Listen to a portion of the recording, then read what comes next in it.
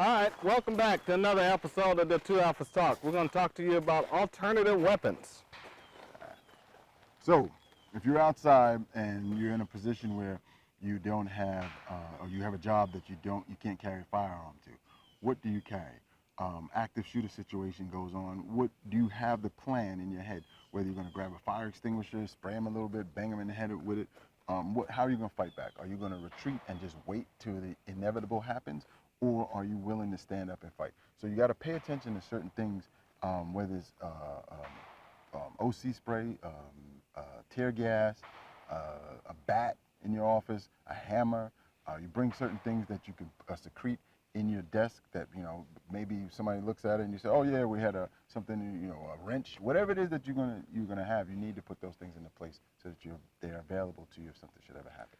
Right, because most companies frown on big knives, large knives, knuckles, or billy clubs, or anything of that nature. So you have to bring something into the office that's not a firearm, but it won't get you in trouble or get you fired on the spot by HR. Right. So don't think you're going to be using your keys and putting them in between your hands and your knuckles. You're just going to... You got to get close for that. You got to get very close. You have to have the willingness and some training in order to defend yourself. And right, and those keys are going to break off in the first hit that you actually do that. So you got to be very careful of that.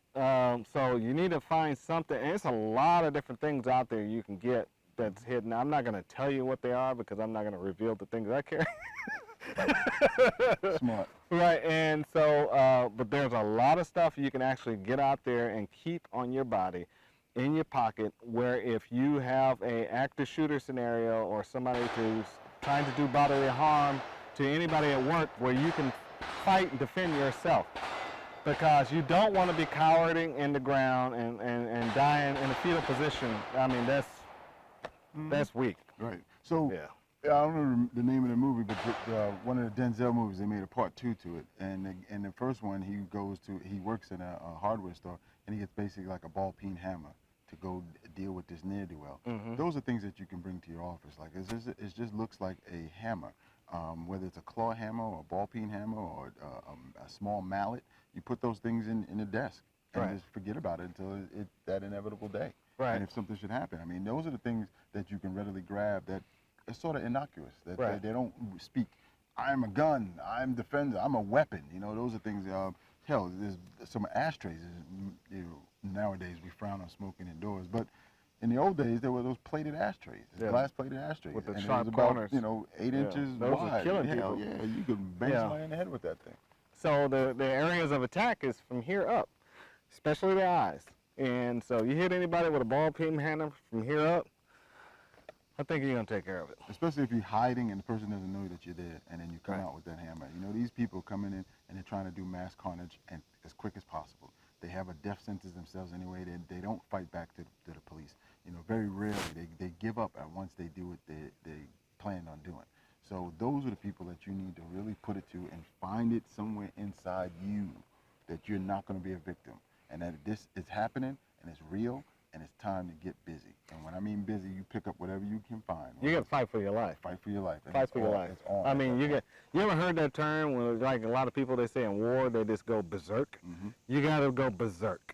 Right. And blackout, I mean, see red, you just don't even remember the incident that you did and that so right. you have to remember everybody else tell your story. Right, and so, but if you can do it in a group, if you got, let's say if you got you and your other co-worker that can help out, group together. The more the merrier. That can help attack and demobilize. Pre-plan. Figure it out what you're going to do. Figure out what you're going to do. Whether it's even if it's just a few 2x4s or 2x2s that you stick on the side of the wall or put them underneath the desk. Something that may be 14, 15 inches that you could put out there, and you can have an event that something like that happens. It doesn't necessarily have to be quote unquote titled a weapon. Right. So. I mean, anything. This can not just don't think about the workplace. This can happen anywhere. Whether you're in the mall, I'm in Costco, I'm in, eating some food at a restaurant. This can happen anywhere. I mean, if you see that you're in a scenario, somebody come in, and that person's having a hard time actually engaging a person, or they may be standing right next to you, shooting the person neck over there, and you next. So you got to get up and do what you got to do. That happened in South Carolina. Yeah. The nut job that went in the church. Yeah, they sit there and watch There were it. people who were watching other people. And mind you, those people were older, but at the same time, there was a young guy that he allowed to stay because he wanted him to tell the story. Right. You know, you can't do that with me. 'Cause I'm going to make Yeah. a mess, and I'm going to make a mess of you. The first chance I get, you take your eyes off me, you're done. Right. You're done. Because at this point, you scared me, and I'm going to go to the top of being feared. I'm going Right. to go to terrified. Right. And that's what you have to start thinking. It's a mindset. It's not something that just comes overnight. We can't drop a few drops of water on you and then already it's go, add water and go.